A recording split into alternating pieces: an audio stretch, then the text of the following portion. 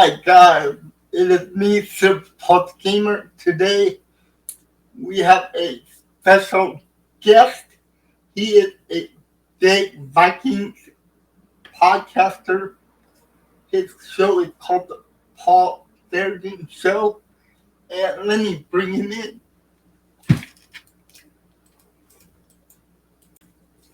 Hey Paul, how you doing?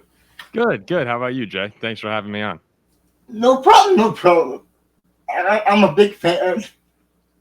Oh, thank you. I appreciate you listening. I've been watching you for about 3 years now, I think. That's awesome. Thank you. No, I mean that means a lot to have you watching. And I know there's a lot of Packers fans that watch your podcast. Yeah, it's kind of incredible and strange how many Packers fans that we have listening to our show. Given that we're Vikings fans, Yeah, yeah. you know, it's almost a cruel twist of fate where Vikings losses and Packers wins results in better numbers for us. So, Oh, really? 100%. But I guess that's part of the gig, right? Yeah, anywhere you can get subscribers. Yeah, exactly. And that the only chance it feels like we can get people to listen to the show is when it's my heart is breaking, essentially. Yeah. Well, I interviewed a lot of other teams. The first question that I always ask is, how did you become a fan of your team? Oh, the Vikings. Let's just clarify the Vikings as The my Vikings. team. My dad rooted for them growing up. He Okay. really liked rooting for the Purple People Eaters. He grew up Okay. in New Jersey, and I live in New Jersey still. So it's a weird connection. I have no other connection to Minnesota. But when my dad was a kid, the Vikings would lose in heartbreaking fashion year after year. He'd root for them even more, and his friends would make fun of him. And eventually, it just became his team, and that sort of is what happened. I was then brainwashed as a child to root for the Vikings. So there have been some high ups, but there have also been some pretty low lows as a Viking fan. Oh, yeah, yeah. But it's a fun team to root for, and I'm happy they're my team. Oh, that's good. That's good. Anyway, so how did you get around to making this podcast, the Paul Farrington Show? So in college, I went to Notre Dame with my co-host Ziggy, my other two co-hosts Jack and producer Zach. We grew up together, and we all still live in our hometown. But as far as the show goes, I always kind of wanted to dabble in sports media a bit, or at least in doing a radio show. So at college, I decided to start one up with my buddy Will, and I actually never really liked the name Paul Farrington Show. It feels a little too self-centered to me. But my friend Will and I couldn't think of a good name for our show, and the placeholder name just said Paul Farrington Show, and Will said, "That's it. We're leaving it at that," and it never changed. I've always wanted to change it, but eventually, we started to make some logos, and it just became the name of the show. But that's how it started in college, and I did that for all 4 years. And when I got out, I just wanted to keep it going, and my friends wanted to keep going too. So we decided to make it into a podcast form, because that was sort of the new emerging trend, was podcasts at the time. It wasn't yet what it is today, but we wanted to keep going, and the way to do that was to make it a podcast. Okay. Do you also do live stream of games? We've done a live stream once of a full game. It was actually Packers Vikings this year, and Okay. we've done some live streams, reactions to games, and Yeah. those could get a little out of hand. A few episodes. Next thing you know, it's like Ziggy and I were popping our shirts off one episode. It was like, I don't know what happened, but our chat was having a really good time. It was after a game. So live streams, I think that there's a little more energy to them. I think that they're as fun as it gets doing stuff on YouTube. But as far as games go, I'm kind of flirting with that for next season if we want to do that for a big game or two. But most of our stuff is usually reaction based. Yeah. of course. And by the way, I do like Ziggy. Oh, everyone does. Everyone loves Ziggy. We just went to the draft this weekend. Yeah. We're walking around, and Ziggy is, he's the man. Like every people are coming up to Ziggy saying, "Hey, can we get a picture with you?" And Jack and I are basically taking pictures of people with Ziggy. He's the best. He's one of the smartest people that I've ever met. His ability to process information. He didn't Okay. even watch football Oh, going really? back like 6 years, maybe 8 years ago now. Never watched football. And 2 weeks after I brought him onto the show with me for the first time, and I just said, "You can't leave. You're too good. You have to come back." And 2 weeks later, he's reciting the rule book, and he's an amazing thinker. And is he already a Packers fan yet? I gotta know. That's the rumor, right? Yeah. That he might be a Packers fan. Yeah. I think we still got him with the Vikings, and that's the thing with Ziggy is he's still so early into his football fandom that originally he cheered for the Jets for a season because his dad was a Jets fan, Yeah. but no one deserves to go through that. So No. he can go Oh no, nobody does. that's where he's from, but he just didn't feel a real connection to the Rams. And for a few years now, he's been settled on the Vikings, but Packers fans are putting a pretty decent effort into getting him to convert. And I think he's still holding down the fort with Minnesota for now. I'll be really bummed out if I lose him. I'll be happy. He'll be I on my side. I know you will. So, I know you're a big Viking fan. So I saw the viral clip of you at the draft. You were kind of upset that Will Johnson was right there. And Yeah, a little bit. Yeah. See, the thing is that the thing that I wanted to clarify a few times was I wasn't upset they took Donovan Jackson. I was upset that they, like you said, I was upset that they passed on Will Johnson because I think the Vikings need cornerback help badly, and they didn't address it in the draft, right? Like, when you have that big of a concern, which I guess the Vikings are more comfortable with than I am going into the season, it felt like this was an opportunity to get someone who was sliding down the board. Now, I do want to also mention I didn't realize what was coming out about the knee as that was live, because I from what I understand, and correct me if I'm wrong, but I think during the draft more and more was being revealed on the injury. Yeah. So I didn't know that was coming out. I thought he was just falling down the draft board. And when they passed on him, I did have a pretty intense reaction. Oh yeah, you did. But I felt bad because it wasn't aimed at Donovan Jackson, which I think it might have been the biggest moment of this guy's life. And you have someone like me going, "Oh, why do we always do this?" Yeah. So I felt bad. And 10 minutes later, I acknowledged that I like it was a good pick. We need help on the offensive line, and it seems hypocritical of me to say for years fix the O-line, and then the moment we do, I throw my hands up in the air and go, "Of course we passed on the can't miss guy." So I'm okay now, but the reaction was it was kind of it was kind of hilarious. That's what most Packers fans have said, is that it was very fun watching the misery. Oh yeah, it was. It really was. I watched that clip like 25 times already. Oh my gosh. That's hysterical. Yeah, it was an intense reaction, but in the time, I'm telling you, when you get into these events and we're on a 4-hour live stream, you get really caught up in the heat of the moment. Oh yeah. This was the first time too, Jay, where it was kind of fun, but also a little weird, where we actually had people who were pretty invested in what we were doing in our trip in Green Bay. And usually that's not the case. Like, usually I've been doing this stuff for a long time, and 99% of the stuff you put out, no one really sees. So if you do something a little rash, it just kind of falls under the radar. Yeah.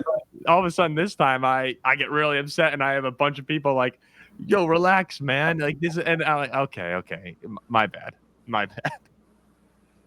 And in one of your other videos, I heard when you guys drafted Christian Ponder, Oh, you acted the same way then too. yeah, Ponder. I thankfully, there's no video of my Christian Ponder reaction. I believe. Oh, what was that? Like 2011 or Yeah, something like that. So I was 12. you were 12. I was 12 Wow. when that came out, or when that draft happened. I just remember, and yeah, I was talking about this the other day. When Ponder was drafted, he was projected to be a second or third round Yeah. quarterback, I believe. And we took him all the way up at pick 12. And my dad loves to draft, Jay. Loves to draft. Like it's something that me and him, at least through sports, would bond over. And he was so excited for that year, and so was I.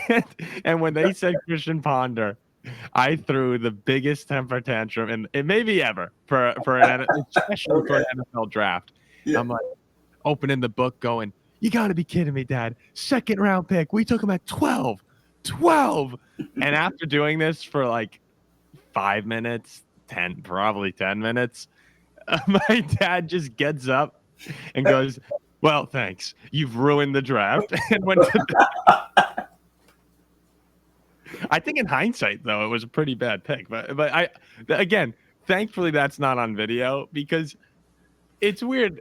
One thing about sports media that I dislike is how angry it can be at times. Oh And yeah. I feel bad because here's Christian Ponder having the night of his life, and then you have a dope like me saying, "What a waste of a pick! What a waste of a roster spot!" Oh yeah. Just so mean. And I think I've gotten a lot better at that, trying to take the positive away from things, it's especially in our reactions. But it is fun looking back. I mean, yeah, it's in the heat of the moment, you just get really into it, and that's what makes for a good video. So yeah, about the draft. How did that come to be? How did you get invited, or did you just go, or did they invite you, or So they definitely did not invite us. okay, That would have been awesome. that would But the NFL, you can, I guess, I don't know the exact process here, but you through NFL media, you can become sort of, I guess, recognized as an official organization. That's just yeah, the term that I'm going to use here. So we applied for that a while ago, and were approved. But then you can apply to events like the draft, the combine. You can apply to a bunch of different things that go on. And we sent in an application for the draft. We didn't think we were actually going to get credentialed. And when it came back out that we got three of them, I should have asked for four for Zach to come, but for some reason I only asked for three. We thought we had to go, and that's why kind of last second planning around it, but mhm. being an awesome trip, and we had a great time. Yeah. How crazy was it? Oh, it's awesome. The Green Bay fans, you guys are so much fun. It's just a great. Yeah, It's so much fun to hang out with Packers fans, and it's funny being a Viking fan with a Packer following because it's supposed to be this. It is a pretty intense rivalry, oh but the fan bases. I know that out in Wisconsin and in Minnesota, it can get a little testy, but as far as I'm concerned, it was like. I mean, people were like wanted to buy beers for us all night. They're like, "Come yeah. to our house," and I'm like, this is sure. So we had a great time. Yeah. So, what do you think about the Vikings this year? I I think that they have a really low floor and a really high ceiling. I think the range of outcomes for this Vikings team is pretty broad to me. And it is frankly because when you strip the NFC North in particular, and I think this division this year, I think is even better than last year. Yeah, I think it is. Strip the NFC North teams of the quarterbacks, I do think the Vikings have the best roster of any of the teams. And it's close. I mean, all these teams are pretty complete, and Yeah. that's something you saw during the draft was just how versatile they could be with their picks. There are really no constraints. So I do think that the Vikings have a team that's ready to win now. It all just depends on what JJ McCarthy brings Yeah. to the table. Is he going to be closer to the Sam Darnold season we saw last year, which is, and by that I mean a really good season, Oh yeah. 14. Oh yeah. That was. Yeah, or will he fall closer to maybe that, Josh Dobbs and Nick Mullins, where it was like a good team that was competing with people, but they were losing in the end ultimately? Yeah. I mean, that would be the nightmare situation for Oh us. yeah. That would. Yeah, investing a first round pick and having it just not work out. I think they're going to be good, though, Jay. I think that they're going to be a team that competes for the division, and they'll probably, like, if you had to pick, you'd probably say they're like an 8-win team. But I think a 10 or 11-win team and a run at the division is definitely on the table. What do you think as a Packer fan? Am I just being a little too biased? No, really. You guys had the wide receivers. You guys did upgrade the offensive line. Mm. I'm not sure about the secondary. That's there. That's what I'm worried about, too. You guys got rid of a corner and a safety, I think. Yeah, we lost Cam Bynum to the Yeah. Colts, and Shaq Griffin's gone right now. Yeah. Stephon Gilmore's gone. They do. I think that the room they have right now in the secondary is passable. But you would I wanted clearly. I clearly wanted, to add a couple more pieces to that room. So I guess we'll see. We got some guys returning from injury. We did make the move for Isaiah Rodgers, the Eagles cornerback. So I trust the Vikings coaching staff, maybe more than I should, but I think it's one of the best units in the league. So if they're confident, I've decided to be optimistic going forward. For me, the Packers, I don't think I'm confident in the secondary either. Well, do you want Jair back? I'm up in the air about that one. I feel like with you guys, I think you're right there. But if Jair doesn't come back, I'm not sure I trust Carrington, Valentine, Keyshawn, and Nate Hobbs for the full season. And it's not even necessarily to say I don't think that they're good enough to do it, which I have questions about. It's just if there's one injury in that cornerback. Oh, yeah. One injury, wait. Yeah, it's like if you had your receiver room, if you hadn't addressed it during the draft, you can like Jaden Reed and Wicks, and you can like Romeo Dobbs. But if one of them goes down, especially with Christian Watson out, there's just nothing there. And that's why you heavily addressed it. Yeah. But that's not the case with the corners at the moment. No. But there is a rumor out there that the Packers are looking at the former Chargers cornerback. Oh, Samuel? Asante Samuel?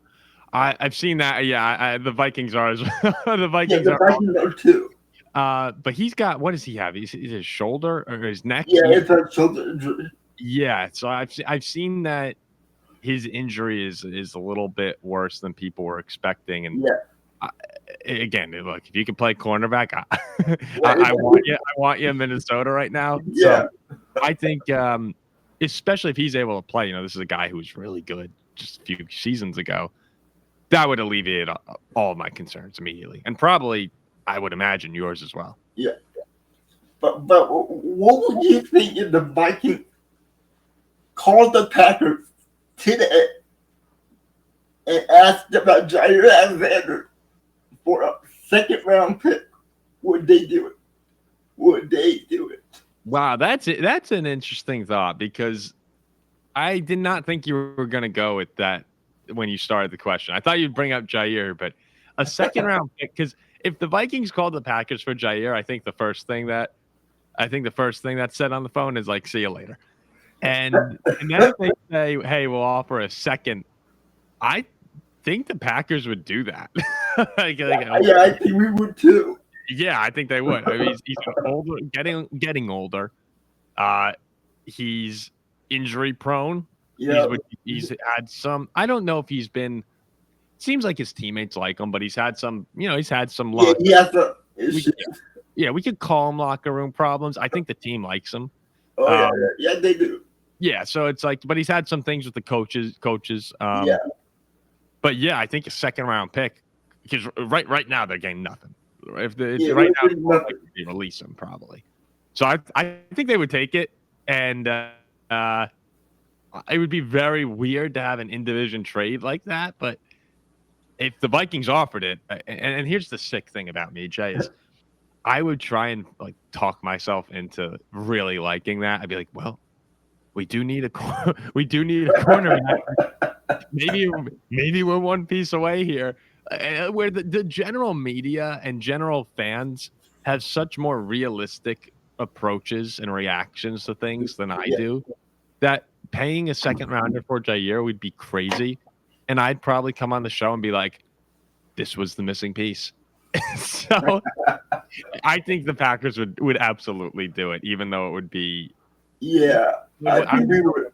It would probably be hurting us from taking that second round pick. So if you could rate the quarterback in the NFC, which quarterback would you put at the top? In the conference or the North?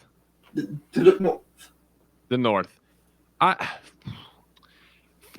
actually talked about this the other day with a couple people. I think that in the North, if it might be a little different if you're projecting out who I want for next season versus who I would take if I were starting a franchise. Yeah. If it were next season, I'd probably put Jordan Love at 1. Oh, wow. I know that people will get upset about that, but I think the injury played a really big part of last season's. I don't want to call it a collapse because you won 11 games, but maybe last season's disappointment was the whole year. And this is what I haven't really understood about Packers fans this offseason and a lot of last year was that Jordan Love was running like he should have torn his ACL week 1. Like his ACL should have been torn week 1. I was devastated when I thought that. Oh yeah, I'm not gonna lie, a piece of me was too. I'm like, no. And then he has the groin injury. Yeah. And you see LaFleur at halftime of the Lions game in Green Bay, the Thursday night game, and I think he says verbatim, Jordan can't move right now. Yeah, yeah. And he's talked about that as well. So I think that injury played a large factor into last year. Yeah. If I like Jared Goff, I think Jared Goff has had 2.5 really good years now with the Lions, and it's unfair to bring up his past struggles anymore because he's just been a solid quarterback for that team. But he did have the bad playoff game, and you're entitled to have a bad game. Yeah. Goff too, and then just for the sake of not having seen JJ McCarthy, like I don't think Caleb Williams is bad. He ended the year strong. I'd put Caleb at 3, and then I'd put JJ at 4. Ooh, a lot of Viking fans are gonna. Well, I think that's the realistic approach. If you were talking about building out a team for the future, I might even put Caleb at 1. Like Caleb. Wow. It depends on if you believe in him or not. And I think he could be pretty good. Yeah, I think he could be pretty good too. I'd probably go Caleb, Love, McCarthy. I have to keep McCarthy last, I think, until I see something. So Goff, McCarthy. But Goff's what, 29, 30? Yeah, 29 years old. He's almost. Yeah, I believe in JJ, and I think JJ can have a really good year. But as far as predicting things at the moment, I think I'm going to try to be reasonable. But we'll revisit this conversation in July. We'll see. All right. And I always ask this at the last question. Do you have any advice for smaller podcasts or YouTubers to become what you are right now? Well, first, thank you. There's still a long way to go for what we are right now as well. That's very kind of you to say. Um, as far as advice goes, I don't know if I have a ton of advice for anyone in particular because I do think a lot of it is finding your own path and what works for you and your show with your Mhm. friends if you do it with your friends. But I will say, as far as what we've done that's worked, is if you just keep putting stuff out and you believe in the product that you have, which maybe stubbornly I always have. In the back of my mind, there's never really been doubts that it can be successful. It's more of just was I willing to put the work into it? And there are a lot of times where I mean, there are a lot of times where it's a Sunday night and I don't want to do the show, or it's a Thursday night and I want to go out to a bar or something with my Yeah, friend, whatever it might be, and you gotta record. So it's not always sunshine and rainbows, but it's a lot of fun 'cause you get to do stuff like this, like we're doing right now. yeah, yeah. But I think the best thing that's worked for me is to just even when the product was horrible, and it was horrible for a period of time. I mean, Jay, there was one show we did. I always reference this one. In my uncle's garage, we did a show for March Madness. We liked talking about the tournament, and I had no cameras, no mics. So it's just we're in his garage, me and Jack. The camera is like tilted sideways, zoomed in so aggressively on our faces. The logo, like you have this nice looking screen here. Our logo was half the screen. It was just the most disgusting looking video you'll ever see. And somehow, some way, I put that out there for the world to see. And by world, I mean the 30 people that watched it. But you learn from that, and you just keep making slow changes. You just gotta be patient, and Yeah. slowly but surely you say, "Oh, that looks really bad. How can I fix that?" It's better and better. So I think just do it. Maybe I should I should copyright that. Just do it. Yeah. That would work.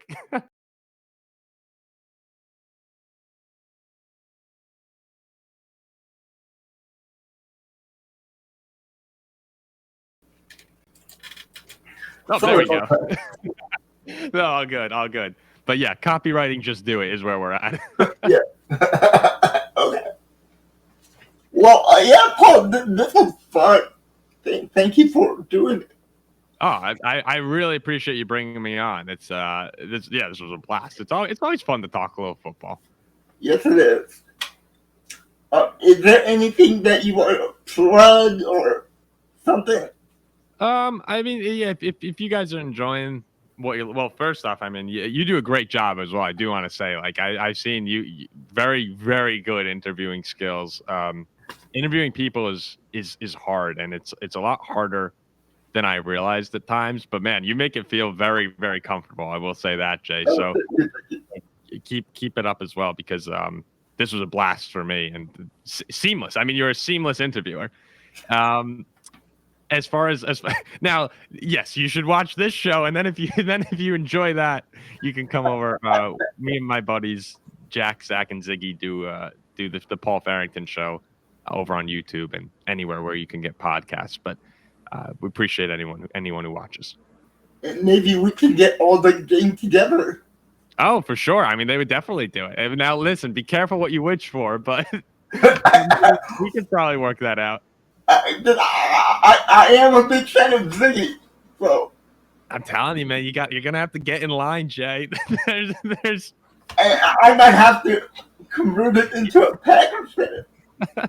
Oh, see now that's the thing. We could get into a little back and forth if he comes on. Me and you trying Yeah, to keep him on our side. I like, yeah. So, all yeah, we right. can do. But yeah, like I said, this was very fun to do with you. So thank you so much. For sure, for sure. I appreciate it. And I'll keep in contact. Please do. Yeah, we'll get that show with all four of us on. Yeah. All right. Thank you so much. And I think this is the end. I think we did a good job. We can end it with a skull or two, maybe. Oh, no, I can't do that. Well, thank Maybe you. a go patio. Yeah. All right. Perfect. Thanks a lot.